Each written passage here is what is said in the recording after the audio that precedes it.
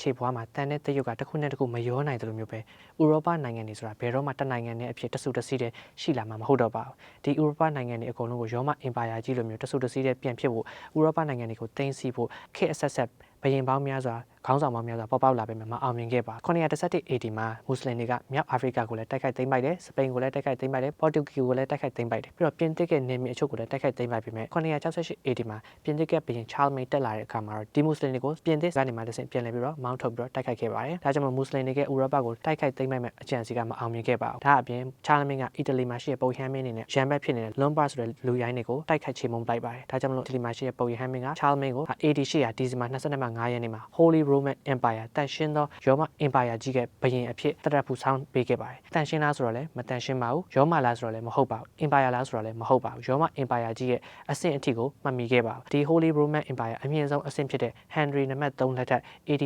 1050မှာတော့ Holy Roman Empire က Germany, Italy နဲ့ Bulgarians အထိကိုပိုင်ဆိုင်မှုကြီးရှိနေပါပြီဒါပေမဲ့လည်းအရင်ရောမ Empire ကကျေပြန့်မှုကိုမှတ်မိခဲ့သလိုဒီ Holy Roman Empire က Francis နံပါတ်2 1806မှာ Napoleon စစ်ပွဲအတွင်းမှာပဲလုံးဝချုပ်ငြိမ်းသွားခဲ့ပါတယ်ဒါအပြင်1554မှာစပိန်ဘုရင် Philip နံပါတ်2ကစပိန်ဘုရင်ဖြစ်တဲ့အပြင်ပေါ်တူဂီရဲ့ဘုရင်လည်းဖြစ်တယ်အင်္ဂလန်မှာရှိတဲ့ဘုရင်မ Mary နဲ့လက်ထပ်ပြီးတော့အင်္ဂလန်ဘုရင် Ireland ဘုရင်လည်းဖြစ်တဲ့အပြင်ပြင်သစ်ဘုရင်ဖြစ်တယ်လို့လည်းသူ့ကိုယ်သူကြေညာလိုက်တယ်ပြီးတော့သူက Burgundy နယ်စားရဲ့အမွေဆက်ခံတဲ့သူဖြစ်ပြီးတော့ Netherlands မှာလည်းခရိုင်18ခုကိုပိုင်ထားတယ်ဒါကြောင့်မို့သူက Empire အကြီးကြီးကိုပိုင်ပြီးတော့အရင်တော့ရောမ Empire လိုမျိုးဖြစ်အောင်စစ်ရေးတန်တမာရေးလက်ထပ်ထိမ်းများရေးနဲ့ဆောင်ရွက်ခဲ့ပေမဲ့လည်းမအောင်မြင်ခဲ့ပါဘူး။ဘာကြောင့်လဲဆိုတော့ Queen Mary တည်သွားပြီးတဲ့အခါမှာသူ့ရဲ့ညီမ Elizabeth ကတက်လာတယ်။ဒီ Elizabeth နဲ့သူကလက်ထပ်ထိမ်းများဖို့ခွင့်ကိုတောင်းခဲ့ပေမဲ့လည်း Elizabeth ကသူနဲ့လက်မထပ်တဲ့အခါမှာသူကအင်္ဂလန်ရဲ့ထီးနှန်းကိုရယူဖို့ဆိုပြီးတော့ Invincible Spanish Armada လို့ခေါ်တဲ့လုံးဝမကျဆုံးနိုင်တဲ့စပိန်ရေတပ်ကြီးကိုစစ်လွတ်ပြီးတော့အင်္ဂလန်ကိုစစ်တိုက်စေပါတယ်။ဒါပေမဲ့အင်္ဂလန်မှာရှိတဲ့ရေတပ်ကစပိန်ရေတပ်ကိုပြန်တိုက်တဲ့အခါမှာစပိန်ရေတပ်ကအင်္ဂလန်ရဲ့အရှေ့ဘက်ကနေမှအဆင့်မြောက်ဘက်ကနေမှအဆင့်အနောက်ဘက်ထိကိုရောက်ရှိသွားပြီးတော့အဲ့အနောက်ဘက်မှာပဲရာသီဥတုဆိုးဝါးတဲ့ဒဏ်ကြောင့်စပိန်ရေတပ်ကြီးကပျက်စီးသွားပါတယ်။ဒါကြောင့်မလို့သူ့ရဲ့ Empire ကြီးကိုတည်ထောင်မဲ့အစီအစဉ်ကမအောင်မြင်ခဲ့ပါဘူး။ဒါအပြင်နာပိုလီယန်လက်ထက်ရောက်တဲ့အခါမှာလည်းတိုက်ပွဲအသီးသီးကိုအောင်မြင်ခဲ့ပြီးတော့မှနောက်ဆုံးမှာရုရှားဆောင်းကြောင့်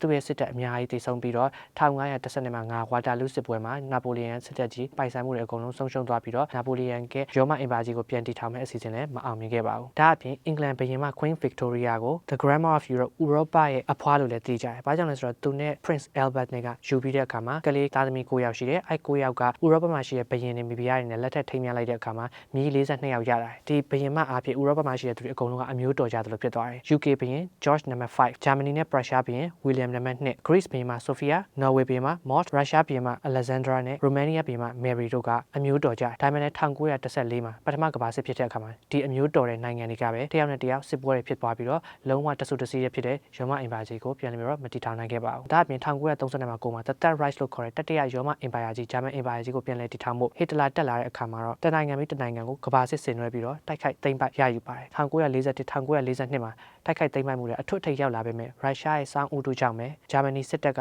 တန်းနဲ့ချီတဲ့လူတွေတိတ်ဆုံးခဲ့ရပြီးတော့စစ်ပွဲတွေထဲမှာအသေးအပြောက်အများဆုံးစည်ရင်းတွေမှာအများဆုံးပါဝင်ခဲ့ပြီးတော့အင်္ဂလိပ်နဲ့အမေရိကန်တပ်တွေအားဖြင့်ဂျာမနီကဆုံးရှုံးခဲ့ပါတယ်။ဒါအပြင်1990မှာ3မှာ European Union ဥရောပသမဂ္ဂအားဖြင့်ဥရောပနိုင်ငံတွေကလည်းတဆူတစီတဲ့မဖြစ်နိုင်ခဲ့ပါဘူး။ဒါကြောင့်မို့ကျန်းစာရေးမှာပြောထားတဲ့အတိုင်းပဲဥရောပနိုင်ငံတွေကအစဉ်ကွဲပြားနေမှာဖြစ်ပါတယ်။အင်္ဂလန်ဆိုတာအရင်တော့ကမ္ဘာပေါ်မှာ၄ပုံတစ်ပုံလောက်ကိုကိုလိုနီရရှိခဲ့တဲ့နိုင်ငံကြီးဖြစ်တယ်။သူပြီးလို့ရှိရင်အကြီးဆုံးကစပိန်ဖြစ်တယ်။အမေရိကကလည်းကမ္ဘာပေါ်မှာလွှမ်းမိုးမှုတွေအများကြီးရှိတယ်။ Germany, France, Netherlands, Belgium သူတို့တွေအကုန်လုံးကလည်းကမ္ဘာပေါ်မှာကိုလိုနီအသီးသီးနေရာရရှိခဲ့ကြတယ်။ဒါပေမဲ့လည်းဒီကမ္ဘာကြီးကိုလွှမ်းမိုးဖို့တနည်းအားဖြင့်ဥရောပနိုင်ငံတွေအကုန်လုံးကိုအရင်ရောမ Empire တွေကိုတဆူတစီတဲ့ဖြစ်လာဖို့လုပ်နိုင်မှာမဟုတ်တော့ပါဘူး။ New World Order ဆိုတဲ့ကမ္ဘာသစ်စီမံကိန်းအစိုးရတစ်ခုတည်းဖြစ်လာမယ်ဆိုတဲ့အရာကလည်းလုံးဝအကြံထမြောက်မှာမဟုတ်ပါဘူး။တန်တဲ့တရုတ်ကတစ်ခုနဲ့တစ်ခုမရောနိုင်တယ်လို့မျိုးပဲဥရောပနိုင်ငံတွေကအစမပြတ်ကွဲနေမှာဖြစ်ပြီးတော့ဒီဥရောပနိုင်ငံတွေအစမပြတ်ကွဲနေတဲ့ဒီနောက်ဆုံးခေတ်မှာပဲခရစ်တော်ကပြန်ကြွလာပြီးတော့ဒီအာဏာစက်တွေအကုန်လုံးကိုပယ်ရှင်းပြီးတော့ထာဝရနိုင်ငံကိုတည်မှာဖြစ်ပါတယ်။ဒါကြောင့်မလို့ခြေပွားကိုလူလက်နဲ့မလုပ်တဲ့ကြောက်တုံးကတိုက်ခိုက်လိုက်တဲ့အခါမှာတန်တရွတ်ရွှေငွေကြေးပေါ်အကုန်လုံးကပျက်စီးသွားပြီးတော့ຫນွေကာလမှာလွင်တဲ့ကောက်နေတဲ့လင်း